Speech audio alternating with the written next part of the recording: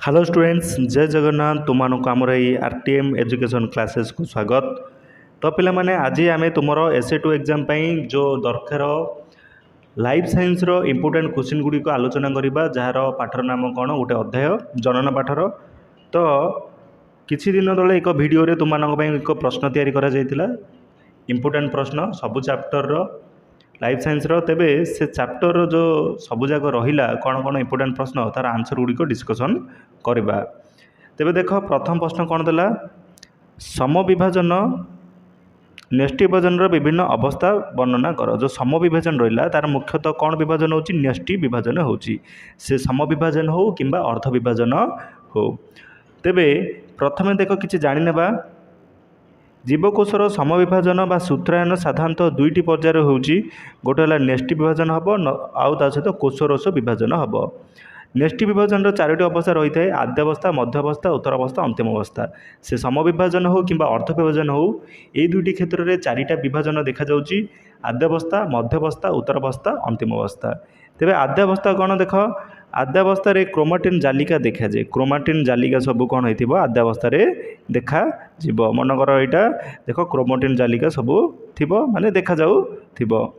गुणसूत्र अनुलम्ब भाव विभाजित गुणसूत्र केन्द्र ठारे लगी रही, केन्द्र ठारे कौन हो से लगी रही।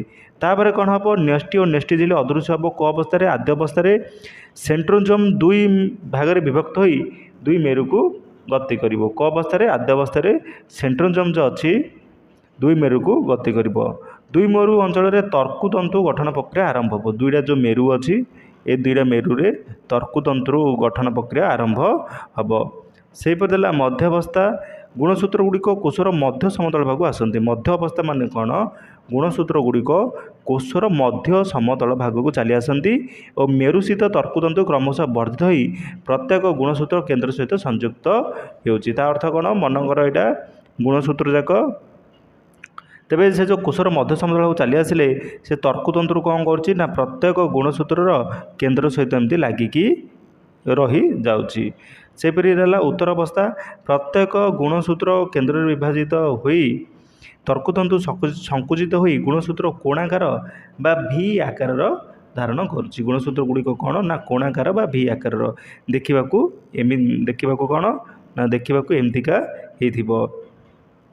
सेपरिका देख अंतिम अवस्था कौन हो, अपत्य गुणसूत्र गुड़िक कोशर दुई मेरु होची बा शेष अवस्था जो गुणसूत्र रहा जो अपत्य कोशर दुई मेरु जमा हुंती से माने भाग होइकिरी कौन होइथिबे एमती सब जमा होइकी थिबे। ता सहित एमती क्रोमाटिन जालिका जाक थिबो, एपटे मध्य सेमतिका थिबे।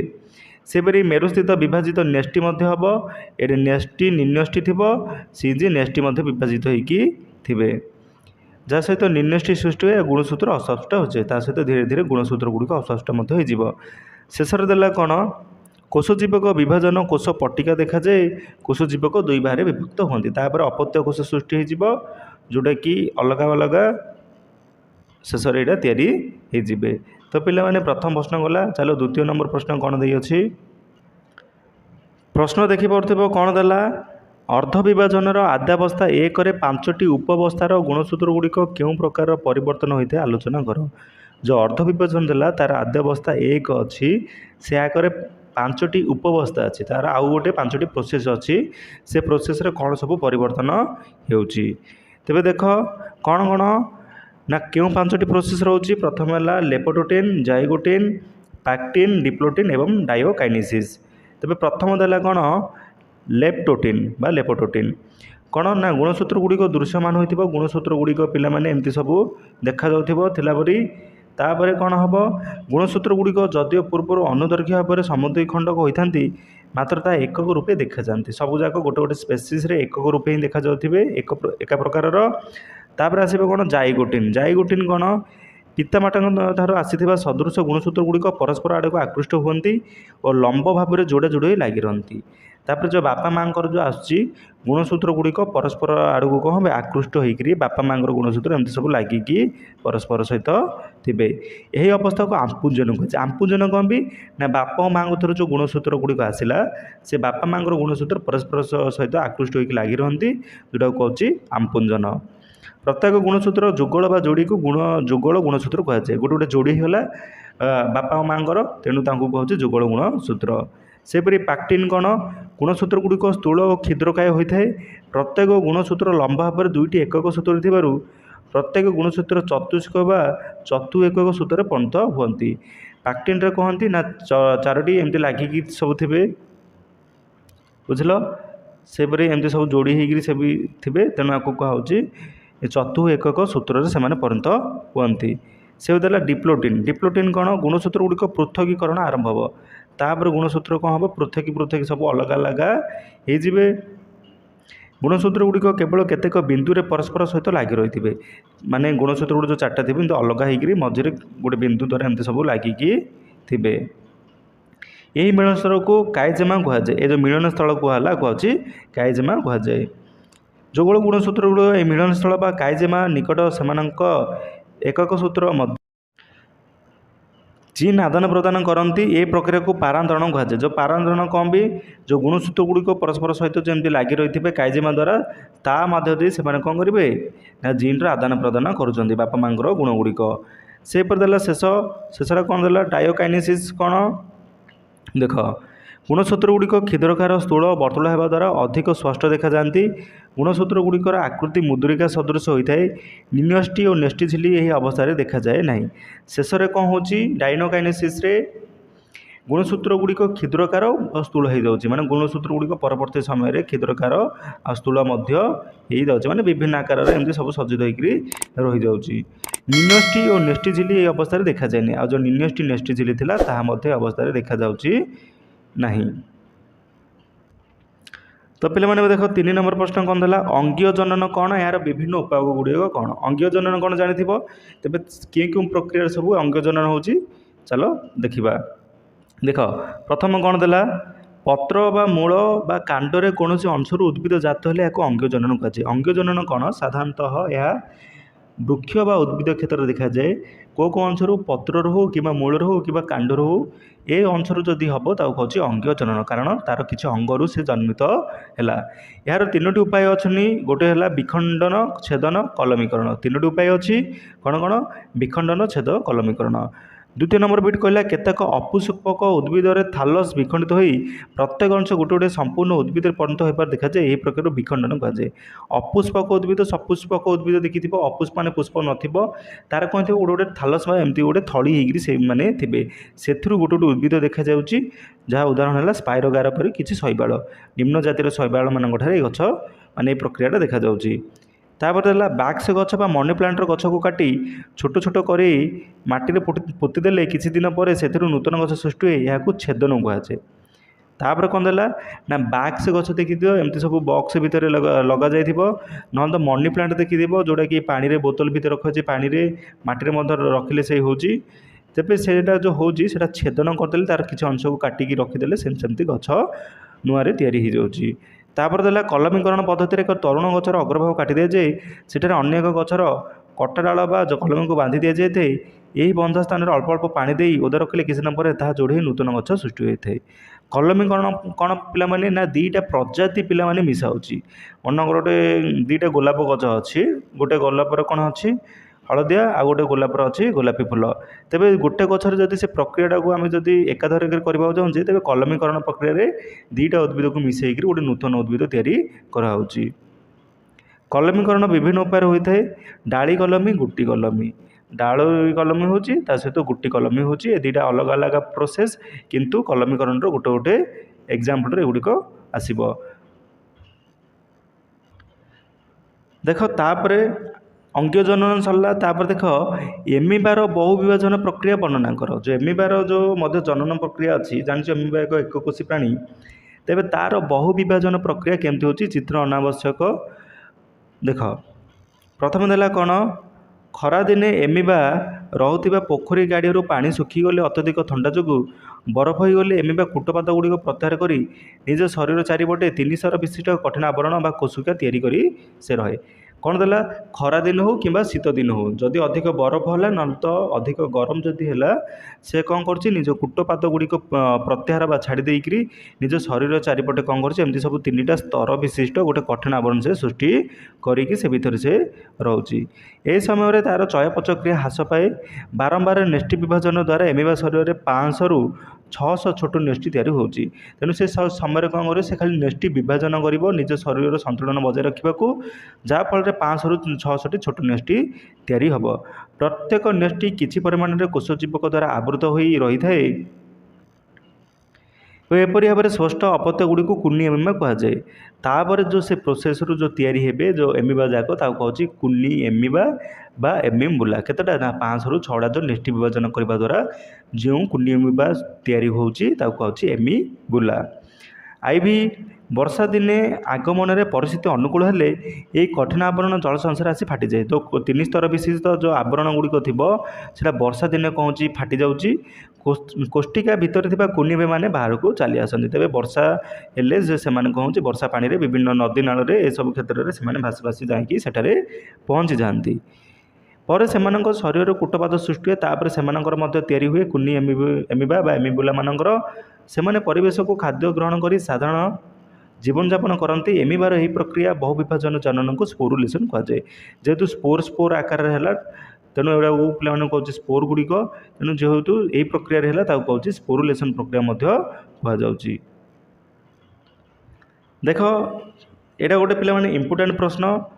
ଦେଖ କ'ଣ ଦେଲା ପ୍ରଶ୍ନ, ଶୁକ୍ରାଣୁ ଜନନର ବିଭିନ୍ନ ପ୍ରାବସ୍ଥା ଗୁଡ଼ିକ ଆଲୋଚନା କର। ଯେଉଁ 2ଟା ଜନନ ଅଛି, ଶୁକ୍ରାଣୁ ଜନନ ଅଛି, ଡିମ୍ବାଣୁ ଜନନ ଅଛି, ତା'ର ବିଭିନ୍ନ ପ୍ରାବସ୍ଥା କ'ଣ ବା କେଉଁ ପ୍ରକ୍ରିୟାରେ ସେଇଟା ତିଆରି ହେଉଛି ତା'ର ଅବସ୍ଥା ଗୁଡ଼ିକ ବର୍ଣ୍ଣନା କରିବା। ତ ପିଲାମାନେ ଶୁକ୍ରାଣୁ କ'ଣ ଦେଖାଯାଉଛି, ଶୁକ୍ରାଣୁ ସାଧାରଣତଃ ପୁରୁଷମାନଙ୍କଠାରେ ଦେଖାଯାଉଛି। ତା'ର 3ଟା ପ୍ରାବସ୍ଥା ରହିଛି, ସେଗୁଡ଼ିକ ହେଲା ପ୍ରଗୁଣନ ପ୍ରାବସ୍ଥା, ବୃଦ୍ଧି ପ୍ରାବସ୍ଥା, ପରିପକ୍ୱନ ପ୍ରାବସ୍ଥା। ପ୍ରଥମେ ତିଆରି ହେବ, ତାପରେ ବୃଦ୍ଧି ହୋଇସାରିଲା ପରେ ସେ ପରିପକ୍ୱନ ହେବ। ଦେଖ ପ୍ରଗୁଣନ ପ୍ରାବସ୍ଥାରେ ଶୁକ୍ରାଶୟ ଶୁକ୍ରଜନ ନଳିକାର ଆବରଣରେ ଥିବା ଜର୍ମିନାଲ ଏପିଥେଲିୟମ୍, ଶୁକ୍ରଜନ ନଳିକାରେ ବା ଟେଷ୍ଟିସ୍ରେ କ'ଣ ହେଉଛି, ଜର୍ମିନାଲ ଏପିଥେଲିୟମ୍ ଅଛି, ଯାହାକି ଜନନ ଅଧିଚ୍ଛେଦ ଥିବା କୋଷରେ ସମବିଭାଜନ ହେବା ଫଳରେ ମୂଳ ଶୁକ୍ରାଣୁ କୋଷ ତିଆରି କରେ। ଆଉ ପିଲାମାନେ ଏ ପ୍ରକ୍ରିୟାରେ ମୁଖ୍ୟତଃ ସମବିଭାଜନ ହିଁ ଦେଖାଯାଉଛି, ସମାନ ଆକାରରେ ସେ ବିଭାଜିତ ହେବ। ତାପରେ ପଏଣ୍ଟ ଦେଲା ମୂଳ ଶୁକ୍ରାଣୁ କୋଷ ଗଠିତ ହେଲା ପରେ ଏମାନଙ୍କର ବୃଦ୍ଧି ଘଟି ପ୍ରାଥମିକ ଶୁକ୍ରାଣୁ କୋଷ ଗଠିତ ହେବ। ପ୍ରଥମେ ପିଲାମାନେ ମୂଳ ଶୁକ୍ରାଣୁ କୋଷ ତିଆରି ହେବ, ସେ ଶୁକ୍ରାଣୁ କୋଷରୁ ପ୍ରାଥମିକ କୋଷ ଶୁକ୍ରାଣୁ ତିଆରି ହେବ। ଏହାକୁ ବୃଦ୍ଧି ପ୍ରାବସ୍ଥା କୁହାଯାଏ। କୋଡ଼ାରୁ ମୂଳ ଶୁକ୍ରାଣୁରୁ ଯେଉଁ ପ୍ରାଥମିକ ଶୁକ୍ରାଣୁ କୋଷ ତିଆରି ହେବ ସେ ଅବସ୍ଥାକୁ କୁହାଯାଉଛି ବୃଦ୍ଧି ପ୍ରାବସ୍ଥା। ପ୍ରାଥମିକ ଶୁକ୍ରାଣୁ କୋଷରେ ଅର୍ଦ୍ଧ ବିଭାଜନ ଘଟି ତାପରେ ପିଲାମାନେ ଅଧା ଅଧା ସବୁ ଭାଗ ହେବ। ପ୍ରଥମେ ସମବିଭାଜନ ହେବ, ତାପରେ ଅର୍ଦ୍ଧ ବିଭାଜନ ହେବ। ପ୍ରାଥମିକ ଶୁକ୍ରାଣୁ କୋଷରେ ଅର୍ଦ୍ଧ ବିଭାଜନ ଘଟି ଦ୍ୱିତୀୟକ କୋଷ ସୃଷ୍ଟି ହେବ। ପ୍ରାଥମିକ ଶୁକ୍ରାଣୁ ଦେଲା, ପ୍ରାଥମିକ ଶୁକ୍ରାଣୁ କୋଷ ଏଇଟା ପିଲାମାନେ ଭାଗ ହେବ, ଭାଗ ହୋଇକରି ଅର୍ଦ୍ଧ ବିଭାଜନ ହୋଇସାରିଲା ପରେ ସେଇଟା ଦ୍ୱିତୀୟକ ଶୁକ୍ରାଣୁ କୋଷ ତିଆରି କରାହେବ। ଫଳରେ ଦ୍ୱିତୀୟକ କୋଷରୁ 2ଟି ପ୍ରାକ୍ ଶୁକ୍ରାଣୁ କୋଷ ତିଆରି ହେବ। ଦ୍ୱିତୀୟକ କୋଷ ଯେଉଁ ରହିଲା 2 ନମ୍ବର ଯେଉଁ ତିଆରି ହେଲା ସେଇଠାରୁ କ'ଣ ହେବ, 2ଟା ପ୍ରାକ୍ ଶୁକ୍ରାଣୁ କୋଷ ମଧ୍ୟ ଆହୁରି ତିଆରି ହେବ। ଏହାର ଗୁଣସୂତ୍ର ଗୁଡ଼ିକ 8 ଗୋଟି ରହିବ। ତା'ର ଗୁଣସୂତ୍ର କେତେ ରହିବ, 8ଟି ରହିବ। ଗତିହୀନ ପ୍ରାକ୍ ଶୁକ୍ରାଣୁ କୋଷରେ ବିଭିନ୍ନ ରକମର ପରିବର୍ତ୍ତନ ଓ ପରିବର୍ତ୍ତନ ହେବ, ଅର୍ଥାତ୍ ବିଭାଜନ ହେଲା ପରେ ତାହା ଏକ ଗତିଶୀଳ ଶୁକ୍ରାଣୁରେ ପରିହେବ। ତାପରେ ଗୋଟେ ପିଲାମାନେ ଚଳନ୍ତି ଶୁକ୍ରାଣୁ ତିଆରି ହେବ, ଯେଉଁଟାକି ଶୁକ୍ରାଣୁର ମୋସନରେ ସାହାଯ୍ୟ କରିବ। ପ୍ରାକ୍ ଶୁକ୍ରାଣୁ କୋଷରୁ ଶୁକ୍ରାଣୁ ହେବା ପର୍ଯ୍ୟନ୍ତ ସମସ୍ତ ପ୍ରକ୍ରିୟାକୁ ସ୍ପର୍ମୋଜେନେସିସ୍ କୁହାଯାଏ। ଯେଉଁ ପ୍ରାକ୍ ଶୁକ୍ରାଣୁ ଦେଲା ତା'ର ଯେଉଁ ପ୍ରୋସେସ୍ ଗୁଡ଼ିକ ରହିଲା ସେ ସବୁଯାକୁ କହୁଛି ସ୍ପର୍ମୋଜେନେସିସ୍। ପିଲାମାନେ ଶୁକ୍ରାଣୁର ପ୍ରାବସ୍ଥା ଗୁଡ଼ିକ ନିଶ୍ଚିତ ଭାବରେ ବୁଝି ଯାଇଥିବ। ଯଦି ନ ବୁଝିବ ତେବେ ବହିରୁ ଯାଇକରି ଡାଇଗ୍ରାମ ଦେଖିଦେବ, ଚିତ୍ର ସହିତ ଦେଖିଲେ ତୁମମାନେ ବୁଝିପାରିବ। ସେମିତି ଏମିବାର ଆଉ ଗୋଟେ ପ୍ରଶ୍ନ ଦେଲା, ଦେଖ ଏମିବାର 2 ବିଭାଜନ ପ୍ରକ୍ରିୟାଟି ବର୍ଣ୍ଣନା କର। ଏମିବାର ଯେଉଁ 2 ବିଭାଜନ ପ୍ରକ୍ରିୟା ରହିଲା ସେଇଟା ବର୍ଣ୍ଣନା କରିବା, ଚିତ୍ର ଆବଶ୍ୟକ କିଛି ନାହିଁ। କ'ଣ ପ୍ରଥମେ ଦେଇଥିଲ ସେଇଟା ଗ୍ରୀଷ୍ମ ଦିନେ ଆଉ ଶୀତ ଦିନେ, ତା ସହିତ ବର୍ଷା ଦିନେ କ'ଣ କ'ଣ ସବୁ ହେଉଛି ସେଇଟା ଦେଖିଥିଲେ। କିନ୍ତୁ ଏବେ ଦେଖ ଅନୁକୂଳ ପରିସ୍ଥିତିରେ ଏମିବାର ଶରୀରର ବୃଦ୍ଧି ଘଟିଥାଏ। ସର୍ବବୃହତ ଆକାରରେ ପହଞ୍ଚିବା ପରେ ଏମିବା ତା'ର କୂଟପାଦ ଗୁଡ଼ିକ ପ୍ରତ୍ୟାହାର କରି ଗୋଲାକାର ଆକାର ଧାରଣ କରେ। ଏହା ଆଉ ଖାଦ୍ୟ ଗ୍ରହଣ ନ କରି ବିଭାଜନ ପାଇଁ ପ୍ରସ୍ତୁତ ହୁଏ। ତ ପିଲାମାନେ କେମିତି ସେ ବିଭାଜନ ହେଉଛି ନା, ପ୍ରଥମେ ଦେଲା କ'ଣ, ଅନୁକୂଳ ଯଦି ପରିସ୍ଥିତିରେ ସେ କ'ଣ ହେଉଛି, ତା'ର ନିର୍ଦ୍ଦିଷ୍ଟ କିଛି ଆକାର ନଥାଉଛି। ଏମିବାର ଯେଉଁ ଆକାର ଥିଲେ ମଧ୍ୟ ଏମିବା ସେ କ'ଣ ହେଉଛି ନା ଗୋଲାକାର ଆକାର ଏମିତି ଧାରଣ କରିବ। ଧାରଣ କରିକିରି ସେ ବିଭାଜନ ପାଇଁ ପ୍ରସ୍ତୁତ ହେବ।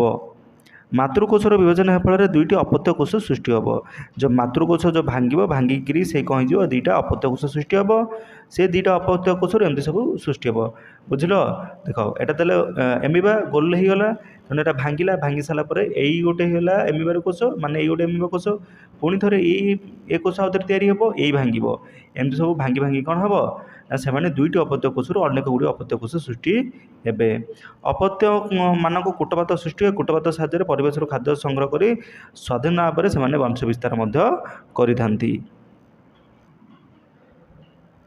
तो पे एबे देख डिम्बाणु जनन प्रक्रिया विभिन्न प्रावस्था वर्णन कर से शुक्राणु जनन देखिले एबे देख डिम्बाणु जनन कौन कौन सब अवस्था डिम्बाणु जनन प्रक्रिया डिम्बाणु बा स्त्री युग्मक उत्पन्न होता है डिम्बाणु कौन स्त्री युग्मक जहाँकि स्त्री क्षेत्र में देखा जाए डिम्बाशयर आवरण सहित रही आदिजायिक कोश यही कोशर विभाजन फल बहुसंख्यक मूल डिम्बाणु कोश सृष्टि होता है कोशर विभाजन समविभाजन प्रक्रिया होता है तो पिलामाने शुक्राणु होता समविभाजन सेपरी डिम्बाणु मत आरंभ हो समविभाजन प्रक्रिया ये अवस्था को कौच प्रगुणन मूल डिम्बाणु कोश उत्पन्न होगापर वृद्धि प्रावस्था कोश चारिपटे किसी खाद्य जगह कोश घेरी रही मूल डिम्बाणु कोशर निर्दिष्ट वृद्धि घटी ता प्राथमिक डिम्बाणु कोश पंथ हुए जमी प्राथमिक शुक्राणु कोश यहाँ प्राथमिक डिम्बाणु कोश पंथ हो तो पिला प्रोसेस जाक सेम टाइप सेम प्रकार ही होची देख तापर कौन हो परिपक्वन प्रावस्था प्रथम पर्यायर प्राथमिक डिम्बाणु कोशर अर्धविभाजन घटी अपत्यर एन संख्यक गुणसूत्र होची विभाजन घटिक कौन हो एन संख्यक गुणसूत्र तैयारी होची अपत्य कोशरे कोशजीवर परिमाण कम बेसी होबारु बड़ कोशटी द्वितीय डिम्बाणु कोश और छोट कोश को प्रथम पोलार बॉडी कहुए जो शेष जो तैयारी है एन से कहुच्छी कोशजीवर द्वितीयक डिम्बाणु कोश आ जो प्रथम जो तैयारी है आरु से कहुच्छी प्रथम पोलार बॉडी सेहीपरि कौन हो पुनर्बार द्वितीय डिम्बाणु कोश जो 2 नंबर डिम्बाणु कोश तैयारी होता है विभाजन घटी बड़ कोश और गोटे छोट कोश उत्पन्न हो गोटे बड़ कोश तैयारी हम आ गोटे छोट कोश तैयारी हम बड़ कोशटी को डिम्बाणु हुए जो बड़ कोश रहा से बड़ कोश हूँ डिम्बाणु आ सानटी है द्वितीय पोलार बॉडी जो पोलार बॉडी कौन कर प्रथम पोलार बॉडी विभाजन फल दुईटी अतिरिक्त पोलार बॉडी तैयारी जो प्रथम पोलार बॉडी रहा से विभाजन होगा फल दुईटा आउ दुईटा पोलार बॉडी तैयारी होची तो पिला माने तुमर जो जो सब प्रश्न इंपोर्टाट गुड़िक था से गुड़िक तो आलोचना करने आशा कर तुमने निश्चित भाव में बुझीपार जदि कौन क्षेत्र में अबुझा रोचे तेज कमेंट सेक्शन में निश्चित भाव में जनईपर ता सहित पाने यहीपरि जदि वीडियो गुड़िक देखा इच्छा करुच तेज आरटीएम एजुकेशन को सब्सक्राइब करनियो एवं टेलीग्राम चैनल जॉइन हुआ तो पे रोचे धन्यवाद जय जगन्नाथ।